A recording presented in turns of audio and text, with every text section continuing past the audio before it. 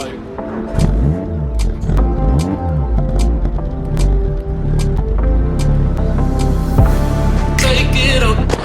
Oh God! Okay, she definitely didn't really start then. Good start to the video, it's fine. Onwards with the day. It is so cold right now, you have no idea. That might be why the car is a bit slow on the start in there. And in fact, what you can't see is that it's actually slightly raining as well in my face right now as we speak. Not on the camera lens, on my face. Onwards with the 106.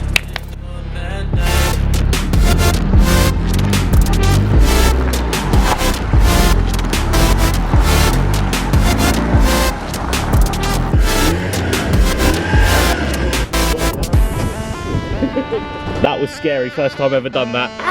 Now, quick insight, if you didn't see the last video, I bought this cherry red 106 GTI. Look at the state of my hair today. Sorry about that, everyone. But I bought the UK's cheapest cherry red 106 GTI. Today, we go and find out what's actually wrong with it. Onwards to Ian at the works, we'll see what I've actually bought. If it's a shed, we'll know today. If it's all right, we'll also know today. You didn't feel the same way about me, and it's eating me alive all of the time. So I'd rather keep my distance from you. Go. Ah, painful bit. No, stop it. Oh, it makes me sick. Makes me sick. Allowed me to get through.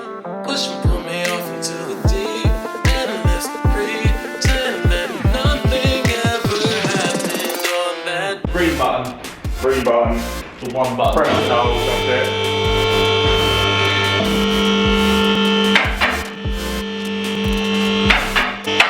Well, it hasn't gone through the car yet, so I think we might be winning already. Nice. Yeah, that's it. Done. What is that exhaust system? Oh my God. So we've got the 106 down to Ian's workshop. Hello Ian, how's it going? Not bad, mate, you? Sorry for bringing you yet another car that's terrible, but in cheap cars, like in Peugeots and stuff, Ian has had his fair share of Peugeot-related things on this ramp and things that he's worked on, so he's the man to bring this to. And what we're going to do is, we're going to check over the car. Obviously buying cheapest 106 GTI that I could basically find, there's going to be some sort of discrepancy on things that may be broken and stuff. But we're having a little look through, and although there's, you know, a couple of bits, isn't there, mate? There's like the exhaust and there's a little bit of leaking oil maybe here. I think for a car of 140,000 miles on it, that's French, it's not actually too bad. We've got a couple of bits of rust repair this side, but they're not too bad as well. What are you saying, mate? What are you thinking? It's not horrendous, mate.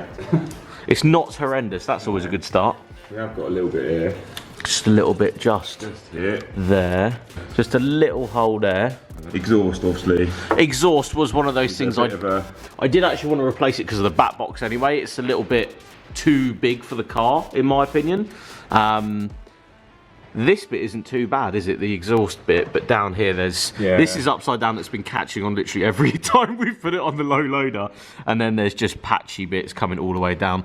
It's a bit of a mismatch, serious bits on there, and I'm not sure. It looks like toothpaste, mate, if I'm honest. Yeah. Very, very random. Another bit there as well. Pretty random. It's actually fouling the engine mount as well. So oh, is it? Oh, okay. They've obviously put a bracket on this downpipe. This downpipe's been quite heavily repaired. Yeah, I did want to put a new downpipe on this anyway, so... See, someone's been in there? Yeah. With a pigeon. Wow. Again, buying value cars from the side of the road on driveways and stuff, you're going to find little bits and bobs, but nothing that can not be replaced. That's very, very easy to replace something like that, which is not too bad. Got a few little oil leaks, a bit of oil across the front of the engine. That really needs washing off so we can find out exactly where that's coming from. Where it's coming from, yeah. Looks like the filter's leaking. Yeah. Possibly. Okay. I wanted to do an oil and filter on this anyway, so that sort of works out all right, doesn't it? All in all the bearings and stuff seem to be all right with the... seem to be okay. Actual wheels and stuff. Brakes not too bad. Yeah, I think that's again going to be something I do want to, do want to. Yeah, it's not big money on one of these, is it? So No, that's it. Value discs and value pads, quite easy to get bits. most mountain bikes have probably got this about this. Yeah, I was going to say, yeah, it's not like it's the biggest set of brakes going. They're not massive Brembos, are they? Which is quite nice. Rear beam. Now, another thing to point out, the rear beam was actually changed 3-4 years ago, which is, again, huge plus and sort of why I wanted this one, because rear beams can go into quite expensive if you want them exactly to your specifications with lowered heights and all that sort of business, but it does have some shocks on the back as well, which is cool. Yeah, it looks like the whole lot was replaced at some point in its life. Which is nice. All the rear calipers are free. Yeah, that's always a good start. Nothing too crazy. No, Yeah, I mean, it's not too bad. I mean, like recommissioning, doesn't it? Yeah, I mean, like I did drive it onto the low loader. I've driven it as much as I sort of can, and I didn't really find anything crazy. Like the brakes worked, the handbrake worked. It felt all right, sort of as I took it out. Rust isn't a crazy. Well, there isn't a crazy amount on this, which is quite nice. Yeah, sort of happy with that, mate. Yeah. You're happy as well? A few little repairs to do, mate, but it's nothing. That's not bad if Ian's happy. Like, I'm gonna say. Nothing extraordinary bad. Not It's got a too quick shift already fitted. Yeah, we like the old Nice. quick shift. That's always a good start. So that's tightened the. Well, they used to call it like a bucket, like the. Yeah, nice. Actually, yeah, they used to go saggy. Yeah, the feel of the gear gear change. throw. Yeah, they were So- really floppy on these. So So nice to have a proper quick shift in there, proper job. which tightens it all up. Yeah, I think major thing's going to be probably complete exhaust, Yeah. just to get that nice. Again, did want to sort of change the back box anyway, or change the manifold for a 4 to one like quite nice stainless thing. So, to be honest, I remember people putting Pug Sports on these. That was sort of the thing you did when you were young and you had one of these. So, I might probably go down that route. A nice Pug Sport would go down quite well on this car. There's still bits readily available for these though, isn't there? Yeah. Quite a lot of stuff still readily available for it, so. Which is nice. But yeah, all in all, mate, I'm actually quite impressed. I'm happy with the underneath. I know the sort of lights and stuff. We just checked all the lights before we put it on the ramp, and they were all working. All that stuff is all good. Right, so Ian, talk to me.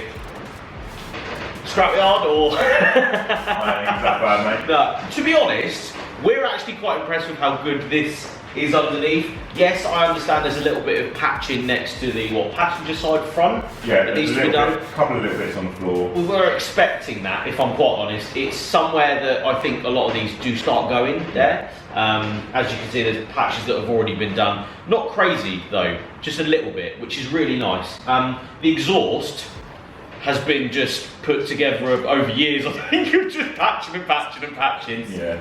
Again, understandable. These were probably enjoyed by people that, you know, wanted to put exhaust on it and not really work out how to put exhaust on properly, as in the clamp is the wrong way around, it's got stuff around it. But, in all fairness, it's actually alright. It's not bad, mate. Yeah, I mean, you've got a basis of a good project car. Yeah. So, for, you know, what you pay for the car and for the particular type of car it is, as we've already spoken about, you know, some of the bits on it that are original to the car, now are getting a lot rarer to find a car of, you know, in this sort of standard. Yeah, with the nice interior and bit of receipts and stuff with it. Yeah. The one thing we've just spoke about is the direction I wanted to take this, and I did say in the last video that I wanted to take it sort of just pure, and that now means that we're sort of deciding whether you put the standard airbox on it and you put the standard exhaust on it.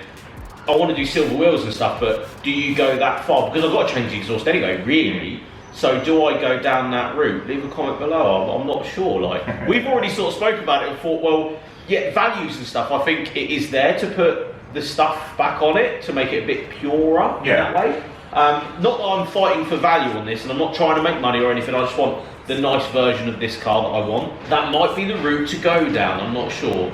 But what we're going to do is send it for an MOT, see what it's like, and sort of go from there. I think that will really flag up anything that we can't sort of see here. You know, jumping through hoops for an MOT is the main reason why it's here in the first place. So Yeah. we shall see. Dun, dun, dun. Now I gotta ride or die.